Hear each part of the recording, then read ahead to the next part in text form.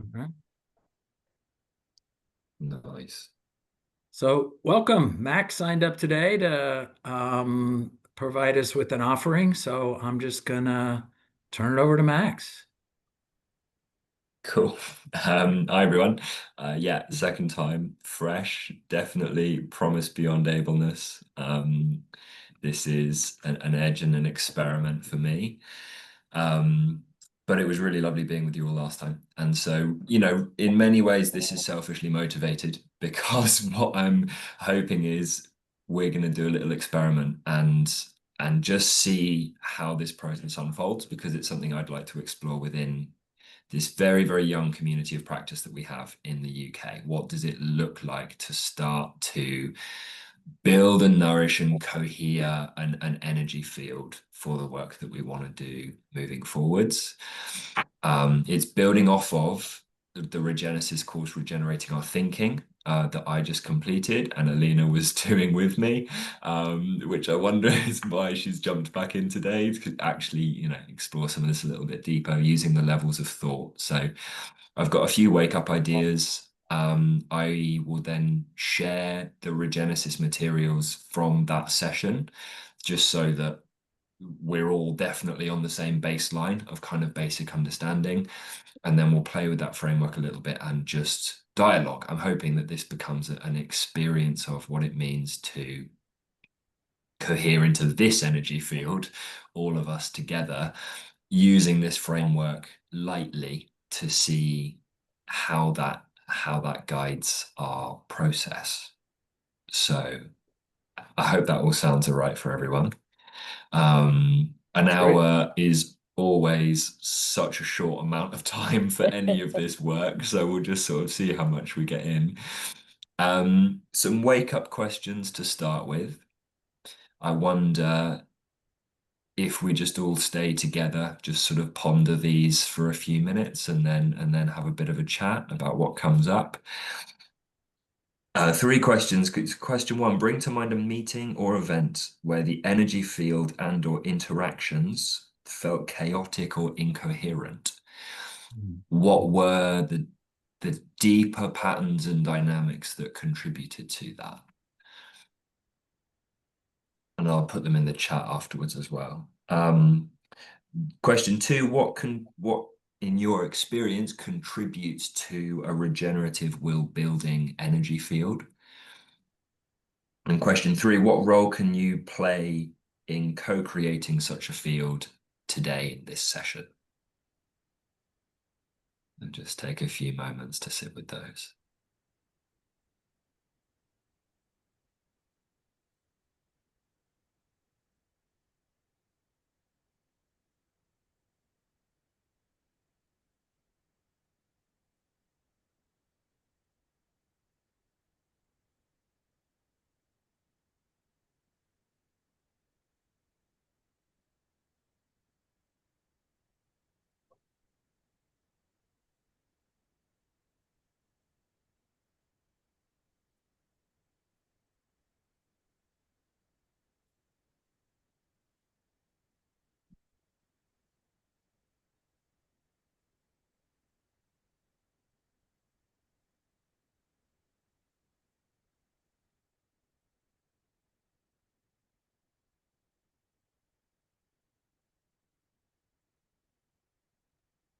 Does anyone want to jump in with any thoughts?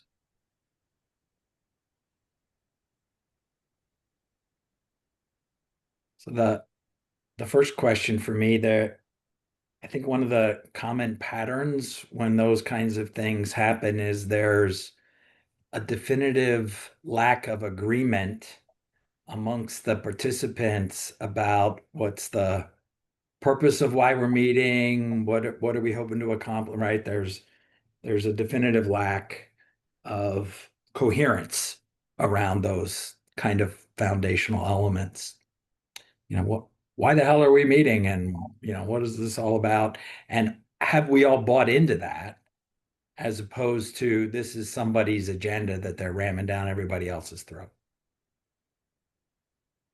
I'd like to add to, I agree completely with what Marcus says, just that I was thinking of a meeting where it wasn't clear what the aim was of the meeting.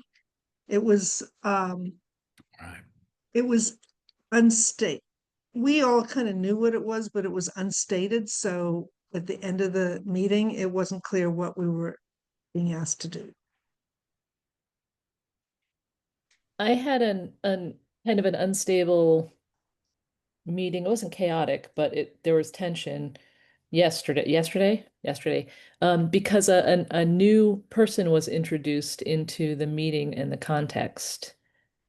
And we were trying to build rapport and relationship, and then after 3 months, there was a new person hired by that firm to take on some of the work. And it's really hard to have just like that that one person who hasn't been through a process with the other people. So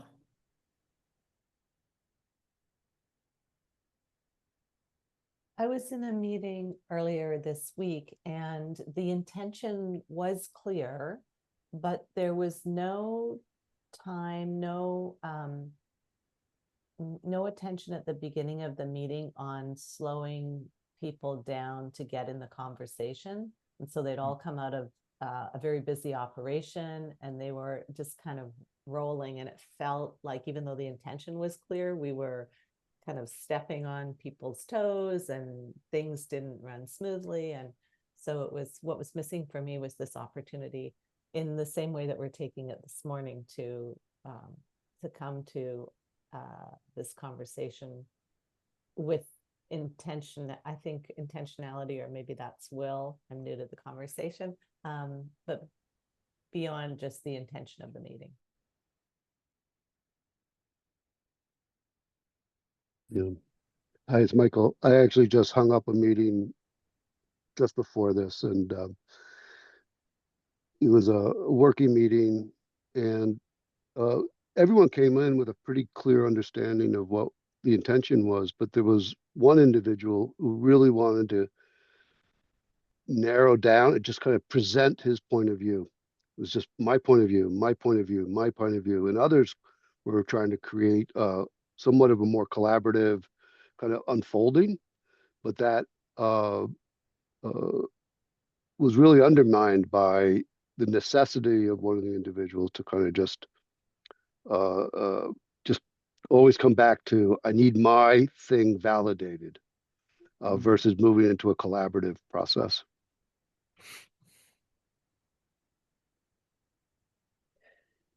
I think I want to add maybe another angle to this, because a lot of meetings I go to currently are like networking meetings. You meet a lot of people who are then in the moment figuring out what any common agenda might be. So in a sense, it's like it's not always a bad thing that things are chaotic and incoherent, right? So there can be good chaos, there can be good like incoherence, but then there is a some level of agenda or will to find the common denominator, to find the nuggets, to find each other. But it is in an energy of chaotic incoherence, but not in a bad way. So just turning that on its head. I love that, Elena. And it's sort of comes back to what's the purpose and hopefully intended outcomes. If we're not clear on what our purpose is, or if it's not for specific outcomes, then maybe that chaos can create some coalescing around some shared emerging intentional purpose, especially at the start of a community of practice, I think, because this is what we're going through as well with the tourism community of practice. Who are we and what do we want to be? And so there's, so creating a design, I think what I'm hearing, trying to articulate a purpose or share that purpose. And then there's norms around engagement that's coming up for me, and creating the container or the exercises to bring awareness and consciousness to energy, to being state, feels important. Yeah, totally. Isn't it, what is it that Carol talks a bit about? Not disruption, but she uses another word for when things are purposefully messed with, and well, she calls it disruption, but it's like this It's like there's a lot. enlightened disruption or consciousness. Yeah, something Conscious like that. shock. Yeah. Right. And then you gotta accept that it's gonna be chaotic for a little bit, but it's a good chaotic. She uses the word conscious shock. Conscious shock. Yeah. Conscious shock. Hmm. And Great. So are we designing for that, right? What's in the design of the session? mm, It's interesting. I have a business client who is very much interested in regeneration with me, and she's had in a shift in her career, and I sent her an email that um, John Fullerton was having a workshop or sessions on not capitalism, regenerative capitalism. And she's a senior executive. So she went to it. And we talked, I think it was last week. And I just, that was our session. And I said, "Are you learning about things?" And she said, "Yes. But what a surprise. I'm also learning not only about a new perspective on economics." But she said, "We did a breakout, and she said, there was me and then one young person who was like, okay, let's go, and was like running reactively, very, very smart, but running with the ball in some direction." She said there was another person who was really quiet and didn't say anything, and another person who loved to hear himself talk. And Mhm. she said, I wouldn't have now that she has a new perspective, she wouldn't have noticed those dynamics playing a role. So not only was she learning the content, but the dynamics around what it takes to self-manage. And she was more interested, at least talking to me about that, about how that small group was going in different directions. Mm. Great. So we've got these loads of great thoughts, whether it's we're not actually on the same page as we're entering the room, to some of us are jumping ahead, different interpersonal energies, new people coming in, and then at the same time, actually, it's really important that chaos can be really great and that we don't necessarily need to lock things down into really coherent and concrete. So thank you for some lovely thoughts there. Yeah, there before you move on, there's some elements there, I think, of invitations and asking permissions. Like inviting people to observe the energy field. I mean, so often it's there, right? But we don't raise it to anybody's level of awareness or consciousness, right? And just even inviting people to help maintain a healthy energy field, right? And asking people permission if you're trying to work in a developmental way, right? Asking people, hey, are we all in agreement that we can call each other on our whatever? Right. And it's so there's an element there, I think, that contributes to field building just by making it, transparent. And hey, we're not here alone, right? There's all these energies around us, and that's a part of our deliberation. Which perfectly leads us into some time reflecting on, that second question. What makes for a regenerative energy field? What helps us build will within a field?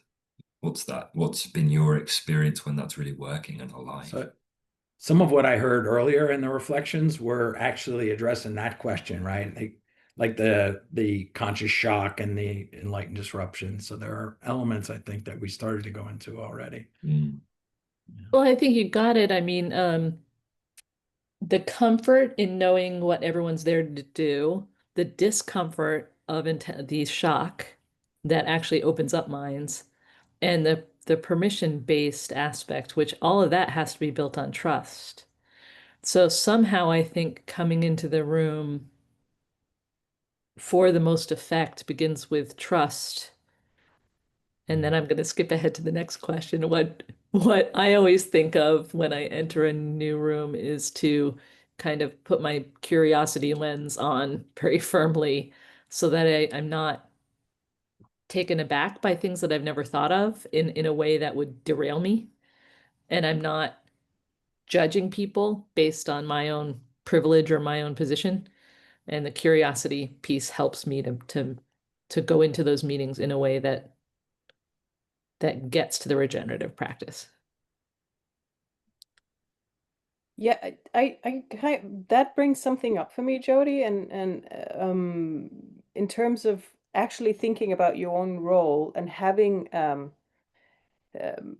a sense of who you are, having that self-observing, self-remembering that you're present in that with that, because it's just like jazz musicians. You know, the better you are at your craft, the more anchored you are, the more calm you rest in your role, the more improvising you can do, the better you are at, you know, mixing with others. So there's some sort of this centering in a role that, you know, you can always play with all sorts of ideas. It's what always I think is derailing the energy field is when someone comes in, as mentioned as well, like with a lot of ego or specific agenda. They're insecure, so they're trying to overtake, like most Michael was just saying, right? So it's just like, if everyone is kind of having fun playing because everyone's kind of rooted in their own craft and kind of have an idea of the playing field, it just becomes more. So it was just that was just what it brought up for me, Jody, like this again mix of, like, you know, your role but also the role of um creating the energy field. One thing that I'd love to add to that is I found that something that's very simple but potent in helping understand one's role in a space is sharing like the background stories of like, here's how I got to this point. I think it's almost like a mini essence reveal in a way, where when you create the space of just, hey, let's sit. I had a retreat where we kind of knew each other and each other's energies, but we had only talked virtually. It was like a brief introduction and little nuggets, right? As we talked about things like, oh, you do this. But then we were like, we're going to sit and each person's going to take 15 minutes, like just however much time they needed to say, here's where I came from. Here's what I went through. Here's where I am now. And after that, it's almost like a felt sense of, oh, here's this person's role. Here's this person's role. Here's my role. And I think and at the pace of work, it can be really easy to skip through that, into what are we doing now. Um, so I think, yeah, just sharing stories about here's where I came from, here's what made me. Yeah, love that.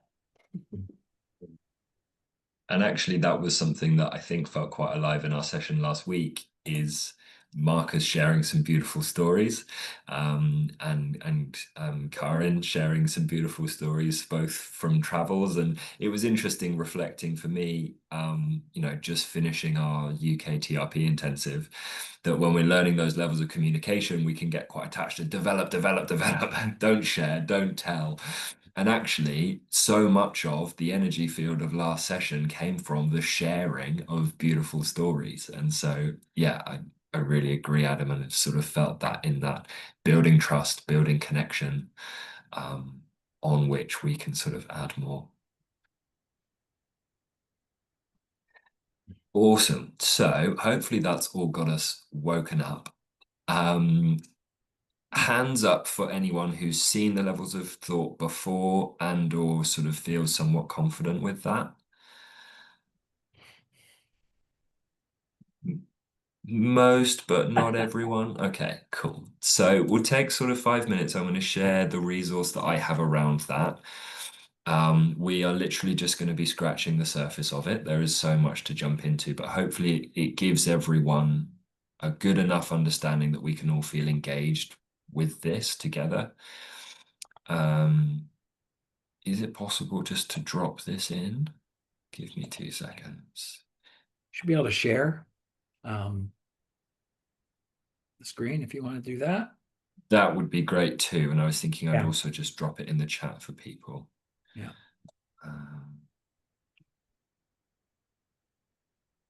just download this first.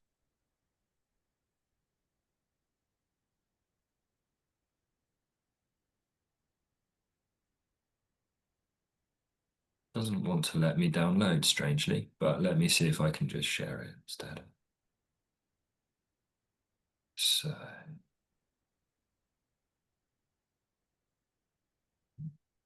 share. Can you see that? I now can't see you guys, so No. okay. What can you see? Just the regular screen with Everyone. everybody's face on. There you go. Go. Okay. Maybe a little delay. There you go. You got the scope of consciousness up. Zoom is being very different to how, is that nice and big for everyone? Probably go a little Ish. bigger. Okay. So that is the whole scope of consciousness with the three arms.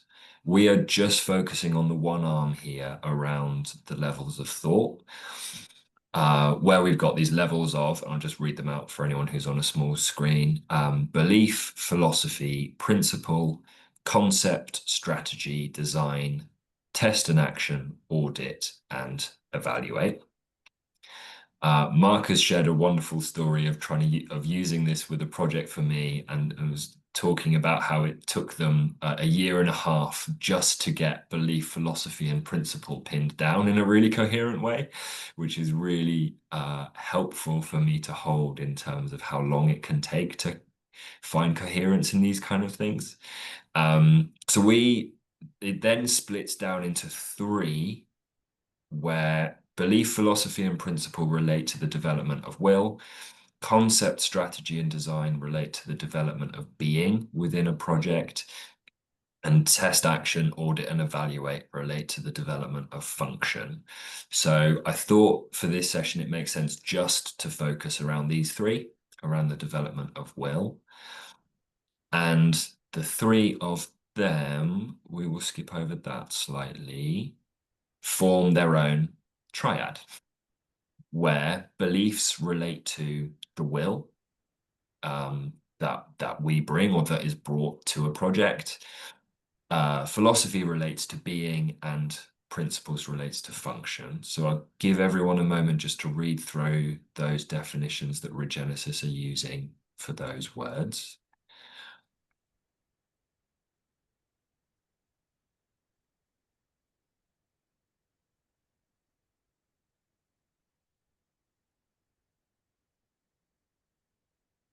And then if anyone has any practical or knowledge-based questions around this framework, maybe we can fire those out now and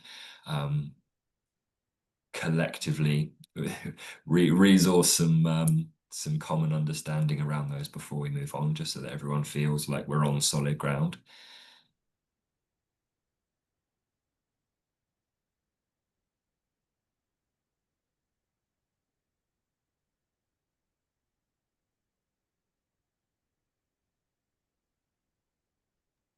Did you ask if we have reactions to this? What was the question? Any questions of like, I don't understand that, that doesn't make sense, clarifying.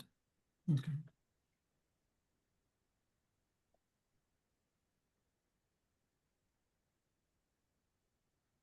Okay. Can I get nods if people are feeling reasonably happy with that? Or some other indication if not? I'm struggling a little bit with the principles. Mhm. So help us to determine what's appropriate in terms of behavior. I guess I've often thought of it more in terms of like written as like practices. Mhm. Could you maybe give a concrete example? And Marcus, please do chip in.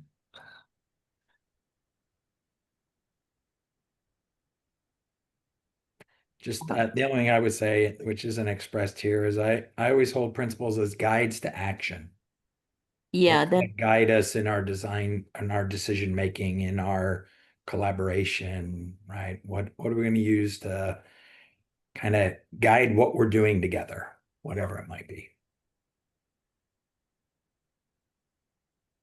I always call them guiding principles for that exact reason. It reminds me of what they are.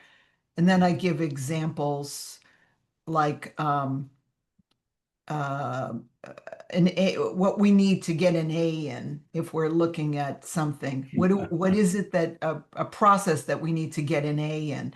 And then people will say that, or sometimes it's a mantra, get curious, not furious with teammates. So, but they're guiding principles that if that helps. thank you. And it's, Cool. I think the way this is presented, that, what's appropriate in terms of behavior, I think it's a little, behavior is potentially one element of it, but I think they can be more than that. Mm. I don't know that they're just behavior based in my mind. Yeah, I think sometimes they can uh, evoke a being state. Yeah, I think there's a being element potentially to some of them, and will generating element. I mean, it's not all will too. It's interesting when they break levels of thought into function, being, and will. And the other thing I've noticed just with this framework in general, like almost any framework, is there's huge amounts of overlap and interplay.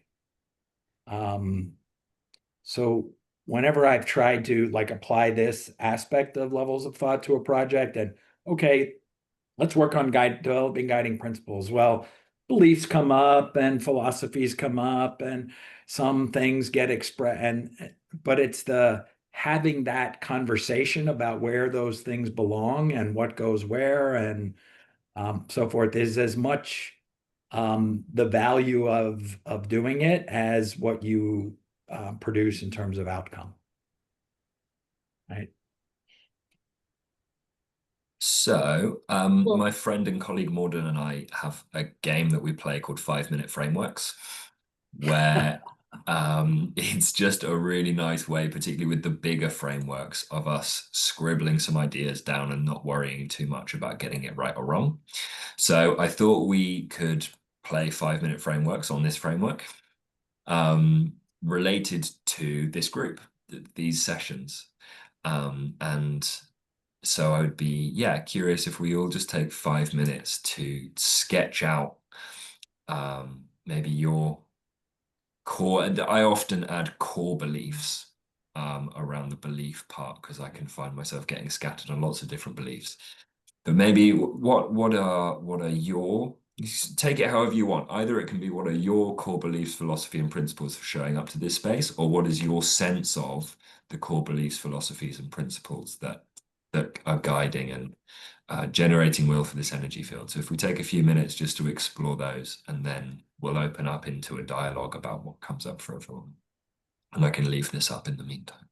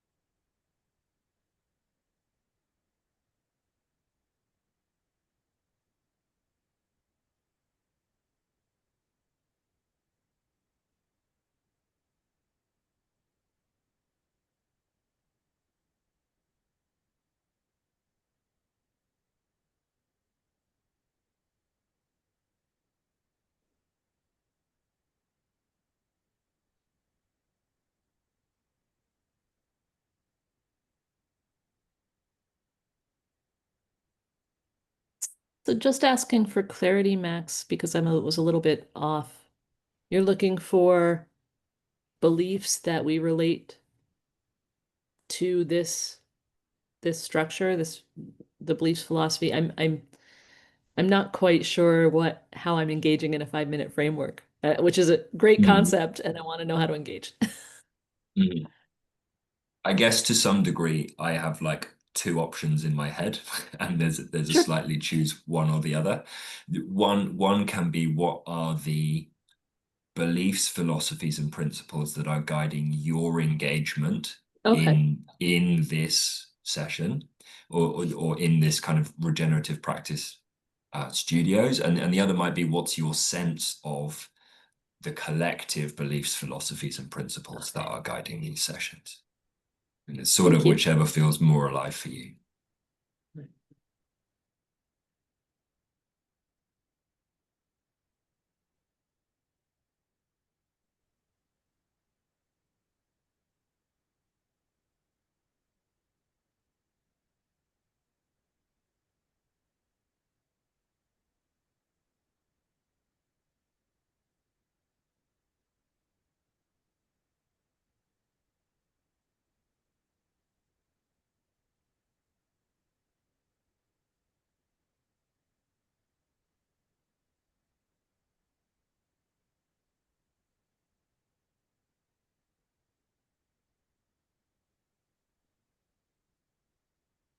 Okay, so maybe you've got a little, maybe you've got a lot. Either way, let's just open this out into a dialogue as to how we found that, and see where we go from there. I just briefly want to offer some invitations. Some of you might be quite familiar with David Bohm's notion of dialogue, but it's something that I found really, really powerful. And so he talks about dialogue versus discussion. With discussion, we are often thoughting. We're playing around with our pre-existing thoughts, and that can either be a bit of a ping pong match where I'm firing my thoughts at you and you're firing them back, and that can be more or less playful. Or again, my friend likes to use the analogy of, it's like we're trading cards. I'm giving you some of my thoughts and beliefs, and you're going, oh, I like that one. I'll have that one here as some of mine. But nothing new is really being generated. Versus in dialogue, we are actually, I like to think about it as a law of three, of the meeting of potentially two different perspectives, thoughts and beliefs, and something new is emerging that is different, and of a different quality than what was there before. And so just invite you all into that space, and then feeling for what is the common thread that we're moving through with this dialogue in the generation of something new than any of us had before. So perhaps we can just jump right on in, whether you feel called to just briefly talk through the framework that you had and any reflections, or if particular parts felt particularly alive or particularly difficult. We'll just open it up, and I trust that it's going to go where it needs to.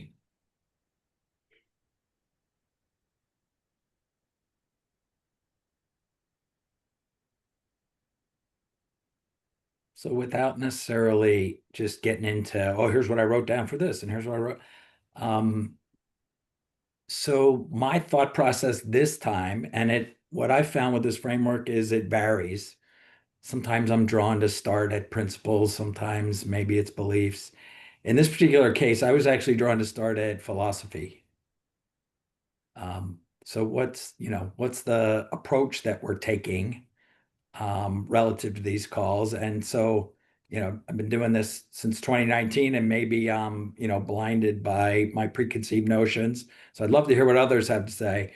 But the philosophy or approach here is giving space for friends in the work to get together to develop their capacities and capabilities in the work.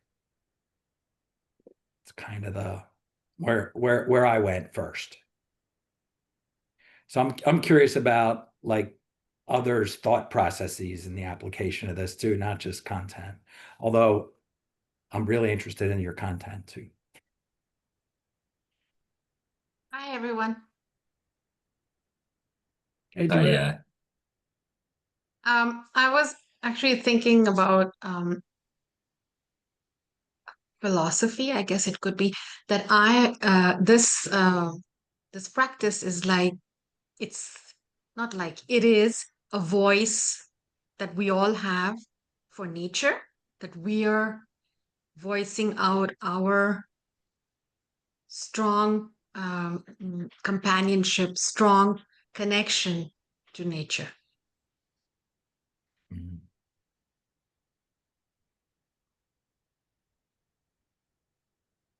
Beautiful. And bringing in that ultimate third line work and purpose that sits behind all of this in so many ways. Yeah, I'm not saying one thing has to sit in one place or another, but what came up for me and what you said, Joya, was it feels like it's at that's at the level of belief for me, I think. But that's the beauty of having these Yeah. discussions is maybe not. Go ahead, Bryce. Sorry, I interrupted you. No, you're good. I think I mean, for me at least, one of the most powerful things about this is like there's inherent beliefs within it, and like what are the inherent beliefs behind that philosophy, that principle, rather than being like, what do I believe?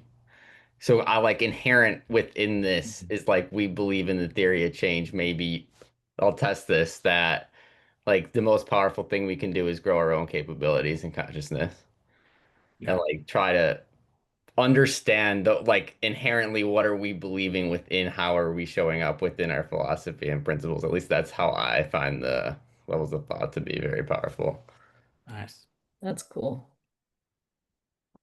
I actually kind of just came up with words for each of them, or tried to distill it down to like one thing, and a little snarky maybe, but the belief is that what we do matters. We matter, and it could matter positively or negatively. I think when we say something matters, we think it's always going to matter well, and it doesn't always.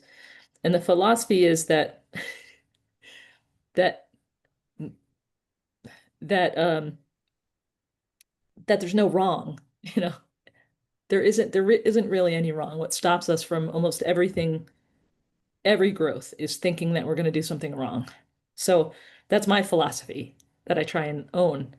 And then the function, and again personal, is the curiosity or humility, and it's more about leaving your own crap at the door. So maybe it's more than one word for each one, but I was trying to distill it to one simple thought. Leave your crap at the door is the principle of how to do this work well. For me, the philosophy is you can't screw it up if you're there. And the belief is that what we do matters. Your philosophy brings up a Rumi quote for me, right? Out beyond notions of right or wrong, there is a field. I will meet Yes. you there. Oh, oh, Out yes. beyond the notions of right and wrong, there is an energy field. Let's co-create it together. Rumi didn't have our jargon though. Probably for the best. I would just say I'm not interested in sharing my content. My experience is that in the majority of meetings I've been in, not in a regenerative way, but in work, they start at the bottom and analyzing, examining, evaluating over and over. And so the question is, when is it appropriate to be there? When isn't it? And when it is to be raised up at the level we're talking about now, what's the best approach? And to your point, Janet, so I work on a lot of building design, right? So they all want to start in the middle. That's where they start. The concept. Always, Yeah. right? Yeah. And for me, it's interesting again how we use this, right? I think in when I'm starting something, or in this situation, I'm almost working from beliefs and upwards. But as Bryce was saying, and as we're all alluding to there, in a meeting that I didn't have the opportunity to design and I'm just in, there's that negating principle. I'm like, oh, what's behind this? What's behind this? I notice I'm always in meetings talking about action. It always seems to be where we're at. And so being able to work my way backwards towards beliefs, philosophies, and principles. What's behind everything that we're holding here, the kind of all the different ways that we can flow through this framework. Yeah, that was actually a question that came up for me, which is like if you're in the field, right? The field being the work field, and you're surrounded by varying degrees of um, understanding and consciousness, how do you I ultimately think for me, it kind of starts with that shared motivation being established at the beginning of the meeting, saying, here are our shared outcomes. I think without that, there's no like container to raise the level of discussion. But my question is, how how do you all, or maybe what are some um principles, beliefs, or philosophies around how you lift up the level of thought when necessary, and maybe even how to even gauge when it's necessary to lift up the level of thought in a discussion.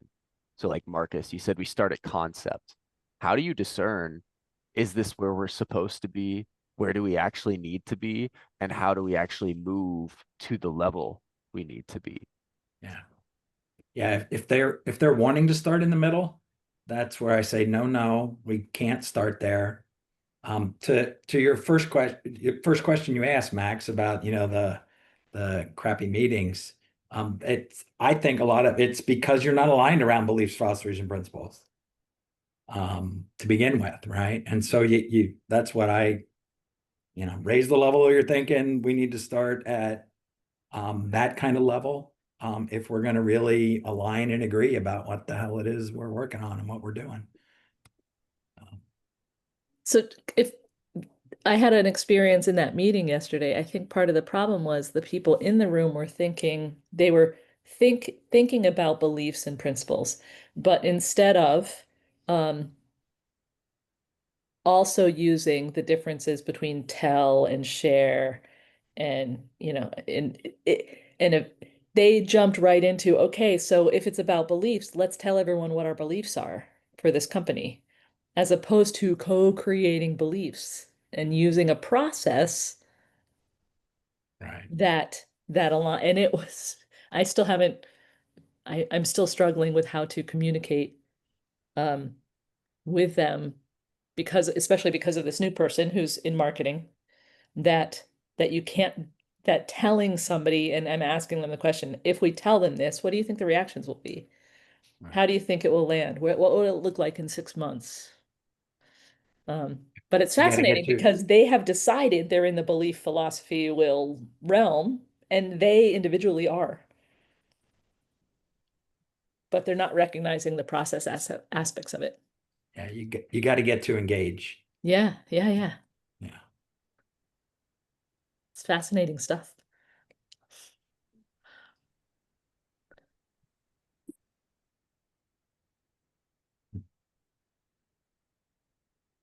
I notice there are interesting things for me that can come up where if I hold beliefs too tightly or too concretely, it's squashing some of the life out of what I'm feeling. And that there can be a sense of, just because it's alive, because not needing to self-reflect too strongly on what's going on here. And Alina, I think you were sort of speaking to that too, like we can have a little bit of chaos and incoherence. It's really important. And for me, at least, my experience is coalescing some kind of collective agreement on this kind of stuff, whether we're using this framework or not, has been fairly messy and a fairly drawn out but really beautifully messy process of kind of finding that. Yeah, I think that's great, Max. And one of the things I found in my own personal development, there's a correlation between the degree to which I strongly hold a belief and the likelihood that that belief is actually a limiting belief and it's holding me back in some way.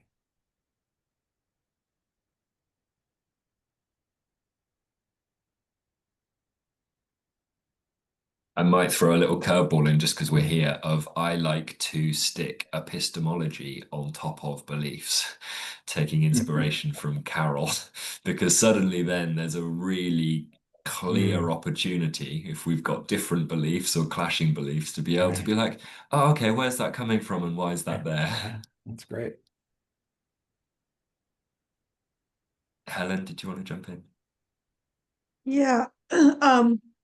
I'm just thinking back on a conversation that I had with one of the classes I was teaching, and the students would head straight, as Marcus was talking about, to concept strategy, and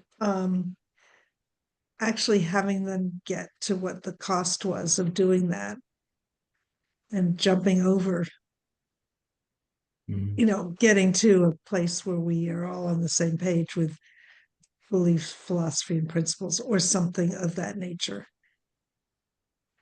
And it was, I don't know how, I'm not sure how to do it in a kind of professional setting, something to think about, but how do we, if that's the place where it's heading to, and I'm thinking about the meeting I had last week where it was definitely going in that direction, of only looking at concepts and strategies, how could we go back a ways and say, hey, what's the cost of thinking of it that way, rather than actually looking at, what do we believe, what are our philosophies, what are our principles? And I don't even know if those are exactly the right questions, or what are the right questions. And I just want to lift up thank you, Helen. I just want to lift up Karen's sharing some beautiful thoughts in the chat as well, to make sure that everyone's including her into this energy field with some lovely reflections too. Helen, I'm thinking of what you just asked, and what came to mind was, if and I do, the belief of being an anti-hero, meaning I'm not the expert or the guru, that I'm stewarding the potential, the self-development, determination of others. Then what came to mind when you asked that question was explaining the framework, and then having them decide, where they are, and etc. And then they're building their chops, I think, versus the automatic way for me would be to tell them. At least for me, but I'm working because I have that belief, and I want to be coherent and consistent with that anti-hero approach. And that builds my skill to design questions and meetings in a way that develop others. That's what came to mind as you asked that. Yeah, I really appreciate that, Janet, because that brought up a principle for me that I feel like I've kind of lost sight of, I guess, or has kind of strayed, which is wherever I show up, how can I show up as a resource? I And will say something about that, and I love that. And I realized, though, I was sharing that I work with a group of men once a month, and there is a time and a place for resourcing. I think you have to ask permission, and I think the way I explained it recently made it sound like that's how you should do it. and you have a chief finance officer who's getting paid as a consultant to give answers. And if they were to resource, then so I think there's some nuance in resourcing that I love it so much. I want to do it all the time, but I don't think that it's appropriate all the time. Thank you guys. Have a good weekend. See you. Oh, Joy, I think we've got some background noise coming through. Oh, I'm sorry. I was going to That's actually okay. speak. That's why I left it on. Oh, But yeah, go for it. what? Yeah, while listening to Janet and Adam, I was just thinking about this word, uh, invoke or evoke. I think they're two different words. They are. And I really like that because it's like you are not, just like as you said, Janet, you are not telling them anything, but you are just awakening something that may possibly be there. So yeah, I was just thinking about that word invoke. I don't know which one would be better to use, evoke or invoke. So we've got 5 minutes left, give or take, and I just want to make sure that we've got time for reflection. Reflection is always such an important part of this work for me. This has been really beautiful and useful, so thank you all for your thoughts.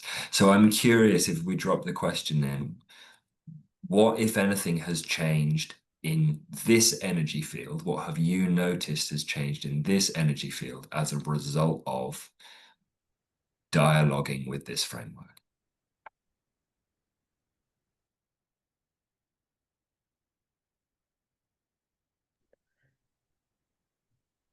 It's with this group that I actually look at the frameworks with some intent to explore. I don't have enough groups that I can play with. So what has changed for me is it actually solidified for me through hearing and through thinking what my beliefs, philosophy, and principles are for this work in general. And I mean, there's going to be some shift in there, but that's really exciting. In fact, I've written it down, and it's going to be like next to my toothbrush. So thank you for that. I continue to notice the difference in sessions when somebody signs up and brings something versus, right, we just show up and, okay, what do we want to talk about today? There is a degree of intentionality and focus that happens, I think, when people bring something.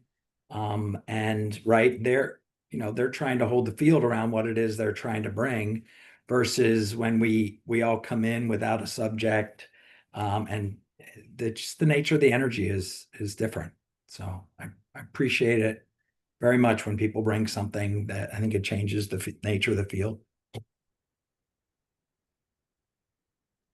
Max, thank you for this. I think I felt that you kind of epitomized the purpose of my understanding of the nature of these meetings. We're in a developmental process as individuals and as a group, and then in the world at large.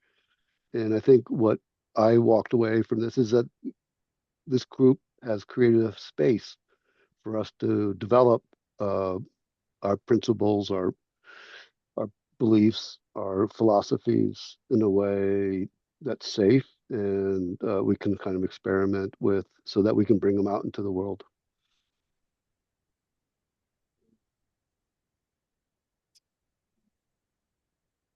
Thank you all.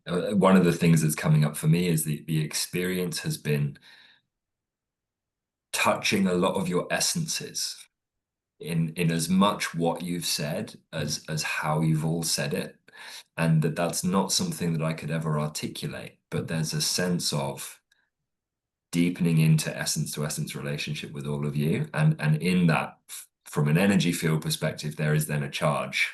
And I think what I love And the beauty of the constraint of time and working with the first 3 levels of a much bigger framework is there's a sense of this energy building that now wants to move somewhere. And then that's always kind of sad that we don't get to move it anywhere. But that's, that's the beauty of using this framework is this, there's something is building in which to move into those higher levels. And it's just really lovely to feel that with you all. So thank you. One thing I want to point out before everybody scoots off, if you've received, many of you are on, but if you aren't, you've received several invitations to join our circle community. And the one thing I wanted to point out that's in there, and many of you have heard me talk about this, we have this, what we refer to as our cohorts guide. And the whole idea behind that is for groups like you're trying to develop, Max, we kind of put this down in sort of a process. What should you consider when at various stages of the development of a group of people that's working on anything? So you can access the full cohorts guide through the Circle community. So I just want to put a plug in for that. And if you haven't played around with that, Max, I'd encourage you to go play around with it. And I'd be happy to, if somebody wants to meet and get a little tour, I'd be happy to do that too. Marcus, do you have an extra minute or two for answer a question? Okay, I'm You do. embarrassed to say this, but I I will.